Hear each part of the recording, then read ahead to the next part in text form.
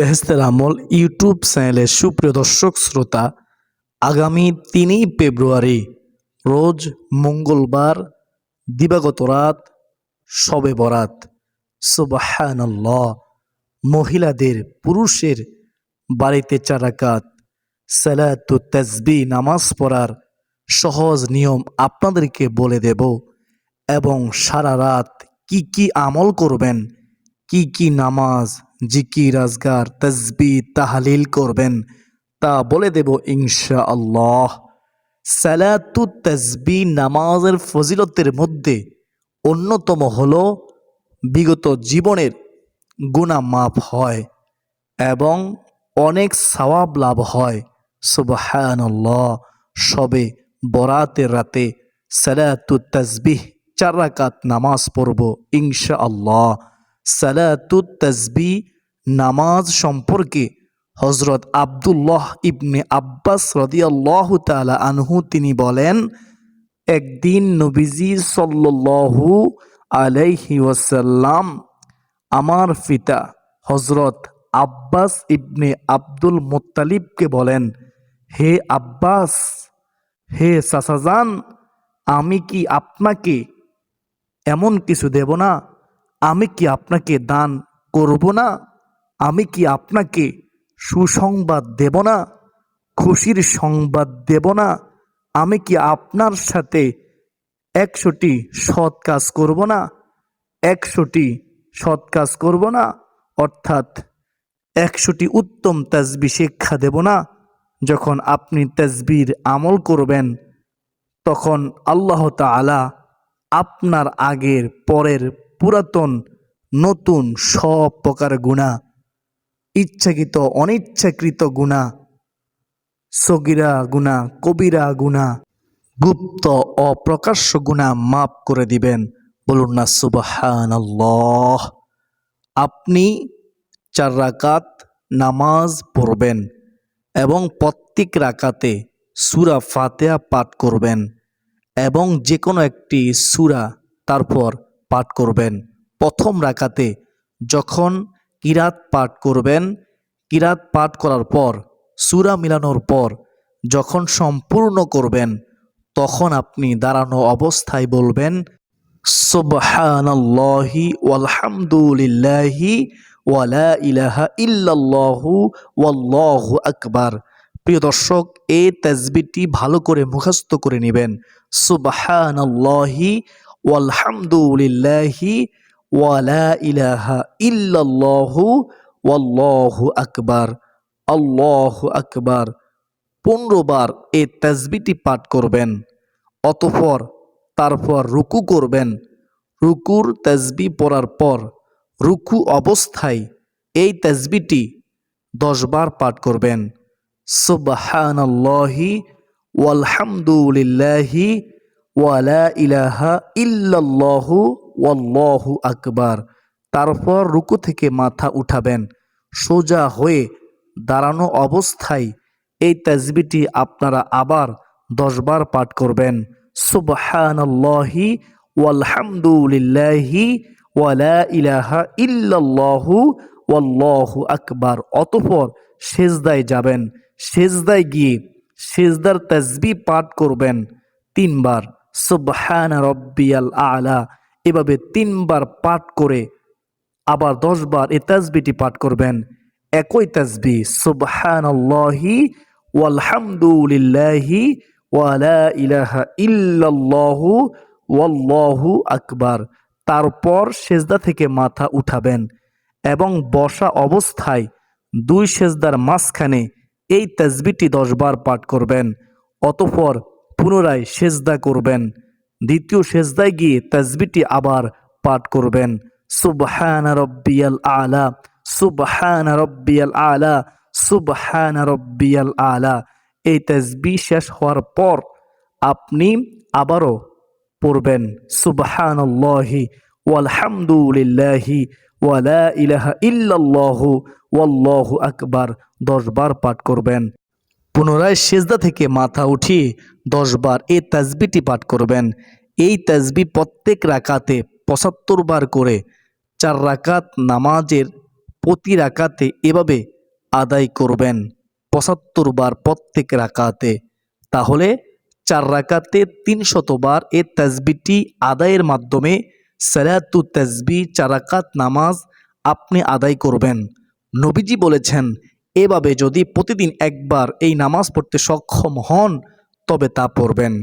আর যদি সক্ষম না হন তবে প্রত্যেক জুমার দিন একবার পড়ার চেষ্টা করবেন।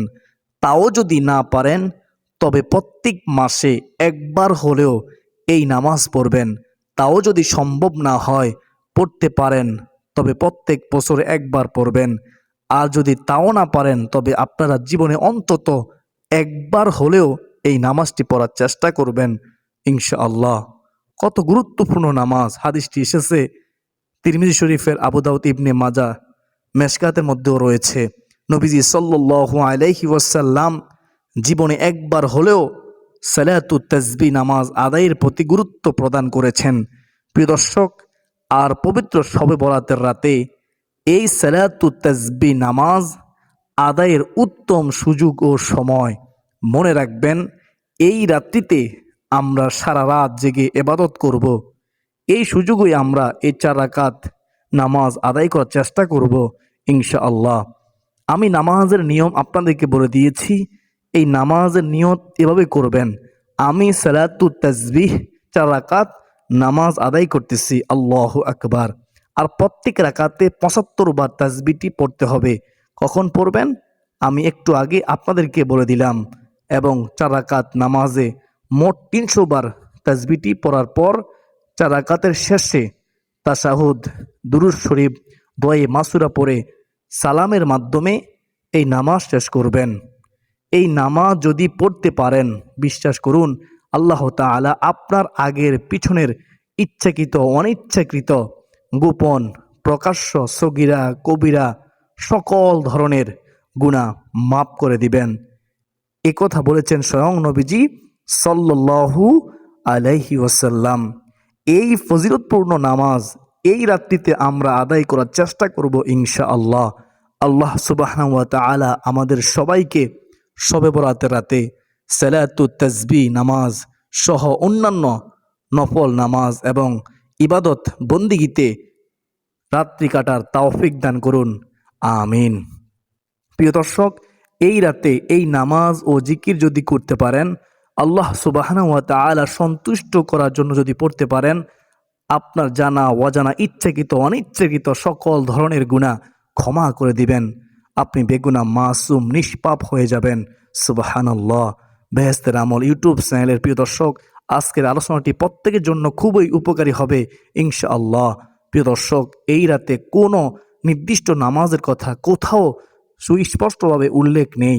মনে রাখবেন, সেজন্য আমরা যেসব নফল নামাজ হাদিস দ্বারা প্রমাণিত এবং যেসব নামাজ বুজুর্গানে দিন পড়েছেন, সে নামাজ, সে ইবাদতগুলো, সেসব দোয়াগুলো আজ ধারাবাহিকভাবে আপনাদের সামনে তুলে ধরব ইনশাআল্লাহ, যাতে আপনাদের জন্য গোটা রাত এসব ইবাদত করতে সহজ হয়। প্রিয় দর্শক, এখন জানবো 4 রাকাত সালাতুল আওয়াবিন নামাজের ফজিলত ও নিয়ম। তারপর জানবো 2 রাকাত তাওবার নামাজের ফজিলত ও নিয়ম, 2 রাকাত সালাতুল হাজতের নামাজের ফজিলত ও নিয়ম। এই নামাজগুলো পড়লে গুনাহ মাফ হবে, হায়াতে রিজিকে বরকত হবে, সকল হাজত পূরণ হবে, সকল অভাব অনটন দূর হবে, সকল দুঃখ কষ্ট বিপদ আপদ দূর হবে ইনশাআল্লাহ। প্রিয় দর্শক, মাগরিবের নামাজের পর কি করবেন? এই রাত্রিতে, যেহেতু এই রাতে সূর্য ডুবার পর থেকেই আল্লাহ রব্বুল আলামিন দুনিয়ার আসমানে নেমে আসেন আর ডাক দেন আমাদেরকে, যেহেতু মাগরিবের পর থেকেই মূলত আমাদের ইবাদত শুরু করতে হবে। হাদিসে এসেছে, এই দিন সূর্য ডুবার পর আল্লাহ সুবহানাহু ওয়া তাআলা পৃথিবীর নিকটতম আকাশে নেমে আসেন এবং বলেন, কে আছো আমার নিকট ক্ষমা প্রার্থী? কে আছো আমার নিকট ক্ষমা প্রার্থী? আমি তাকে ক্ষমা করব। কে আছো রিজিক প্রার্থনাকারী? আমার কাছে চাও, প্রার্থনা করো, আমি তাকে রিজিক দান করব। কে আছো রোগ মুক্তি প্রার্থনাকারী? আমি তাকে রোগ থেকে শিফা দান করব, সুস্থতার জীবন দান করব। এইভাবে বিভিন্ন প্রয়োজনে কথা উল্লেখ করে আল্লাহ রব্বুল আলামিন ফজর হওয়ার সময় আগ পর্যন্ত তিনি এভাবেই আহ্বান করতে থাকেন। সুবহানাল্লাহ। বেহেশতের আমল ইউটিউব চ্যানেলের সুপ্রিয় দিনী ভাই ও বোনেরা, এজন্য শবে বরাতের রাতে মাগরিবের নামাজের পর থেকে আমরা আমল শুরু করব। মাগরিবের 3 রাকাত ফরজ, 2 রাকাত সুন্নত নামাজ আদায় করে 2 রাকাত করে সালাতুল আউয়াবিনের 6 রাকাত নফল নামাজ আদায় করব ইনশাআল্লাহ। এই নামাজের নিয়ত কিভাবে করবেন? এভাবে নিয়ত করবেন, আমি 2 রাকাত সালাতুল আউয়াবিনের নফল নামাজ পড়ার নিয়ত করলাম, আল্লাহু আকবার। এভাবে নিয়ত করলেই হবে ইনশাআল্লাহ। 2 রাকাত করে আদায় করবেন। সূরা ফাতিহার সঙ্গে যে কোনো সূরা দিয়ে এই নামাজ আদায় করতে পারবেন। নির্দিষ্ট কোনো সূরা নেই, কোনো সমস্যা নেই। অন্যান্য সময় যেভাবে নফল নামাজ আদায় করেন ঠিক সেভাবেই এই নামাজটি পড়বেন। এই নামাজের ফজিলত সম্পর্কে হযরত আম্মার ইবনে ইয়াসির রাদিয়াল্লাহু তাআলা আনহু বলেন, নবীজি সাল্লাল্লাহু আলাইহি ওয়াসাল্লাম বলেছেন, মাগরিবের নামাজের পর যে ব্যক্তি 6 রাকাত নফল নামাজ পড়বে তার গুনাহ ক্ষমা করে দেওয়া হবে, যদিও তার সমুদ্রে ফেনা পরিমাণও হয়। সুবহানাল্লাহ। হযরত আব্দুল ইবনে আব্বাস রাদিয়াল্লাহু তাআলা আনহু থেকে বর্ণিত, তিনি বলেন, ফেরেশতারা ওই সকল লোকদেরকে ডেকে নেয় যারা মাগরিব ও এশার মধ্যবর্তী সময় নামাজ পড়ে। সুবহানাল্লাহ। আর এই নামাজের নাম সালাতুল আউয়াবিন। সুবহানাল্লাহ। হযরত সালেহ রহমতুল্লাহি আলাইহি তার পিতা আব্দুল্লাহ ইবনে ওমর রাদিয়াল্লাহু তাআলা আনহু থেকে বর্ণিত, তিনি বলেন, নবীজি সাল্লাল্লাহু আলাইহি ওয়াসাল্লাম বলেছেন, যে ব্যক্তি মাগরিবের পর 6 রাকাত নামাজ পড়বে তার 50 বছরের গুনাহ মাফ হয়ে যাবে। সুবহানাল্লাহ, সুবহানাল্লাহ। আব্দুল্লাহ ইবনে আব্বাস রাদিয়াল্লাহু তাআলা আনহু বলেন, নবীজি তিনি বলেছেন, যে ব্যক্তি মাগরিবের পরে 6 রাকাত নামাজ পড়বে তার মর্যাদা জান্নাতের উঁচু স্থানে হবে। সুবহানাল্লাহ, সুবহানাল্লাহ। নবীজির প্রিয় সাহাবী হযরত আবু হুরায়রা রাদিয়াল্লাহু তাআলা আনহু বলেন, নবীজি তিনি বলেছেন, যে ব্যক্তি মাগরিবের নামাজের পরে 6 রাকাত নফল নামাজ আদায় করে মাঝখানে কোনো দুনিয়াবি কথা না বলে তাহলে সেটা 12 বছরের ইবাদতের সমান গণ্য হবে। সুবহানাল্লাহ, সুবহানাল্লাহ, সুবহানাল্লাহ। এজন্য মাগরিবের নামাজের পর এই ফজিলতপূর্ণ 6 রাকাত সালাতুল আউয়াবিনের নামাজ নফল নামাজ আদায় করব ইনশাআল্লাহ। পবিত্র শবে বরাতের রাতে তওবার নামাজ আদায় করবেন। আমাদের গুনাহ হয়ে যায়, আমরা প্রতিটি সেকেন্ডে প্রতিটি মুহূর্তে আমরা গুনাহ করি। যেদিকে তাকাই শুধু গুনাহ আর গুনাহ। জান্নাতের আশা করতে পারি না, জাহান্নাম ছাড়া উপায় দেখি না। সকল গুনাহ থেকে পুত পবিত্র হয়ে শবে বরাতের রাতে আল্লাহ রব্বুল আলামিনের সামনে দাঁড়াতে হবে। তাই এ রাতে তাওবার নামাজ পড়তে হবে। এই নামাজের নিয়ত হলো, হে আল্লাহ, আমি 2 রাকাত তাওবার নামাজের নিয়ত করতেছি, আল্লাহু আকবার।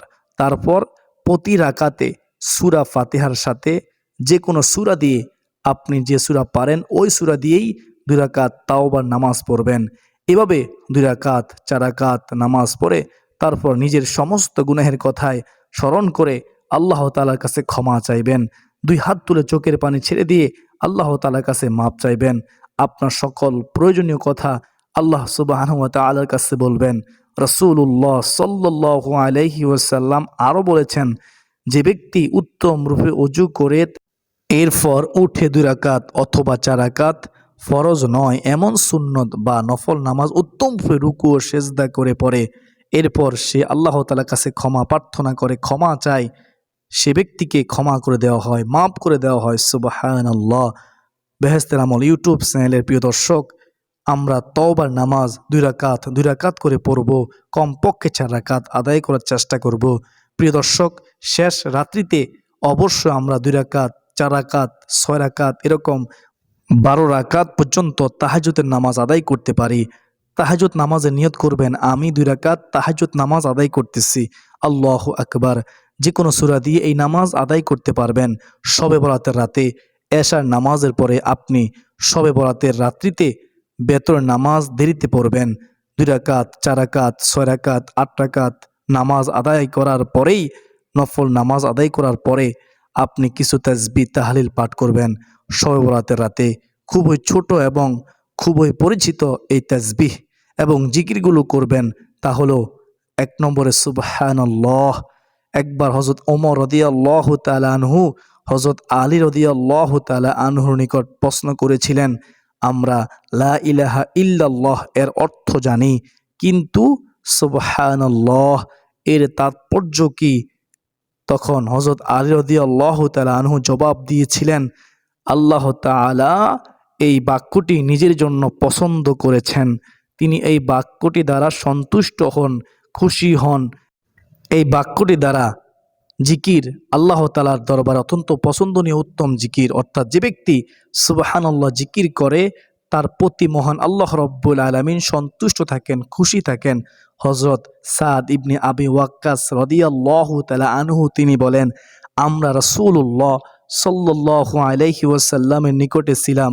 তিনি বললেন, তোমাদের কোনো ব্যক্তি কি প্রত্যেক দিন 1000 নেকি অর্জন করতে সক্ষম কি? তার মধ্যে একজন বললেন, ইয়া রাসূলুল্লাহ, আমাদের মধ্যে কোন ব্যক্তি হবে 1000 নেকি অর্জন করবে?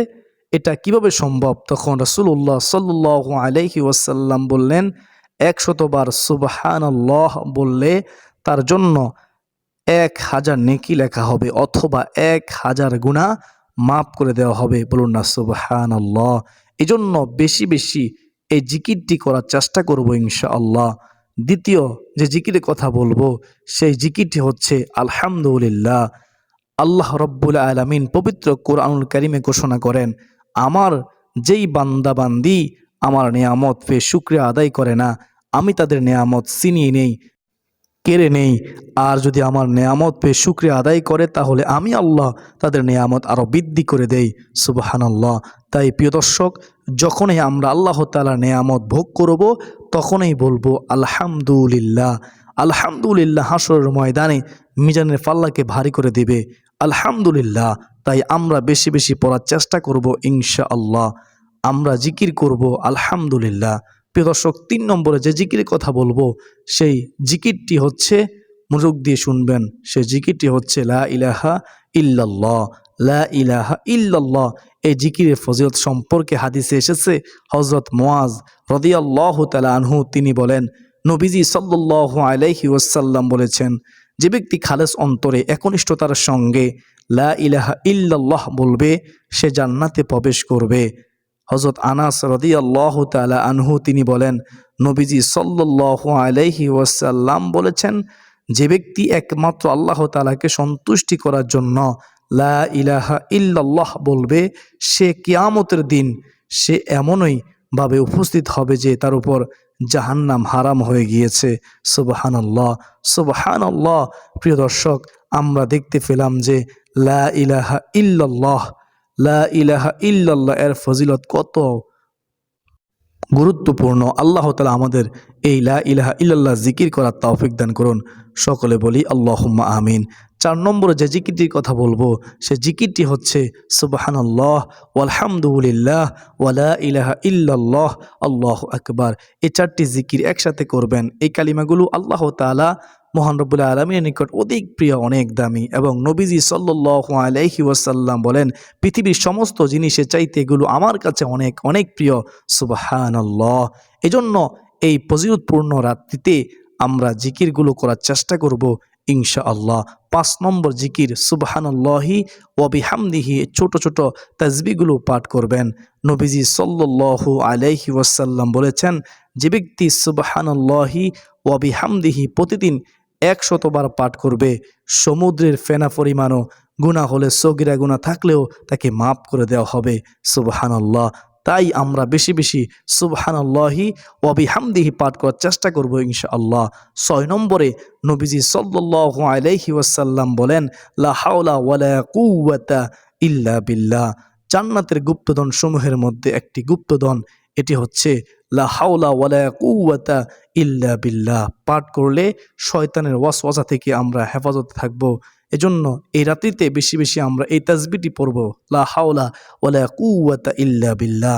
নবীজি বলেন, সুবহানাল্লাহ ওয়ালহামদুলিল্লাহ ওয়া লা ইলাহা ইল্লাল্লাহু আল্লাহু আকবার ওয়ালা হাওলা ওয়ালা কুওয়াতা ইল্লা বিল্লাহ।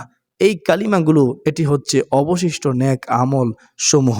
বলুন না সুবহানাল্লাহ। প্রিয় দর্শক, এই রাত্রিতে আরো গুরুত্বপূর্ণ একটি আমল হলো, নবীজি সাল্লাল্লাহু আলাইহি ওয়াসাল্লাম বলেন, যে ব্যক্তি আমার প্রতি একবার দুরূদ শরীফ পাঠ করবে, আল্লাহ রাব্বুল আলামিন তার প্রতি 10টি রহমত নাজিল করবেন, তার 10টি গুনাহ ক্ষমা করে দিবেন, তার 10 ধাপ মর্যাদা বাড়িয়ে দিবেন। সুবহানাল্লাহ। প্রিয় দর্শক শ্রোতা, যে ব্যক্তি আমার প্রতি সকালে 10 বার এবং বিকালে 10 বার দুরূদ শরীফ পড়বে, নবীজি বলেন সে ব্যক্তি কিয়ামতের দিন আমার শাফায়াত পাবে, সুপারিশ পাবে। নবীজি এ কথাও বলেছেন। বলুন না সুবহানাল্লাহ। প্রিয় দর্শক, হাদিসে এসেছে যে দোয়া কবুলের আগে আল্লাহ তাআলার প্রশংসা এবং রাসূলের প্রতি দুরূদ শরীফ পাঠ না করে দোয়া করা হয়, আল্লাহ রাসূল সাল্লাল্লাহু আলাইহি ওয়াসাল্লামের হাদিসের মধ্যে বলেছেন সেই দোয়া আসমানে আটকে থাকে, আরশে আজিম পর্যন্ত পৌঁছায় না। এজন্য দোয়া করার আগে অবশ্যই কিছু জিকির আজকার করব, তারপর দুরূদ শরীফ পাঠ করে তারপর দুহাত তুলে চোখের পানি ছেড়ে দিয়ে আল্লাহ রাব্বুল আলামিনের কাছে আমরা দোয়া করব। প্রিয় দর্শক, এই রাত্রিতে, এই শবে বরাতের রাত্রিতে আমরা 2 রাকাত, 4 রাকাত, 6 রাকাত, 8 রাকাত পর্যন্ত নামাজ পড়ে কিছুক্ষণ বিরতি দিয়ে এই আমলগুলো করার চেষ্টা করব। তারপর আল্লাহ রাব্বুল আলামিনের কাছে বেশি বেশি দোয়া করার চেষ্টা করব ইনশাআল্লাহ। আর সালাতুল তাসবিহ নামাজ, সালাতুল আওয়াবিন নামাজ, সালাতুল তাওবার নামাজ, সালাতুল হাজতের নামাজ আমরা এই রাত্রিতে পড়ার চেষ্টা করব ইনশাআল্লাহ। ইতিপূর্বের কাজা নামাজগুলো আদায় করার চেষ্টা করবেন। আমি কাজা নামাজ আদায় করার নিয়ত করলাম, এভাবে নিয়ত করে আদায় করবেন। আর ইবাদতের মাধ্যমে আল্লাহ তাআলার সন্তুষ্টি লাভের জন্য আপনারা এই রাত্রিতে অবশ্যই এই আমলগুলো করবেন ইনশাআল্লাহ। আমি মনে করি যেহেতু আজকের ভিডিওটি অনেক গুরুত্বপূর্ণ ছিল, তাই আপনারা শেয়ার করে দিবেন ইনশাআল্লাহ। তো আজকে যেন এ পর্যন্তই। সকলের সুস্বাস্থ্য কামনা করে বিদায় নিচ্ছি। আবার দেখা হবে ইনশাআল্লাহ। ওয়া মা আলাইনা ইল্লাল বালাগ। আসসালামু আলাইকুম ওয়া রাহমাতুল্লাহি ওয়া বারাকাতুহু।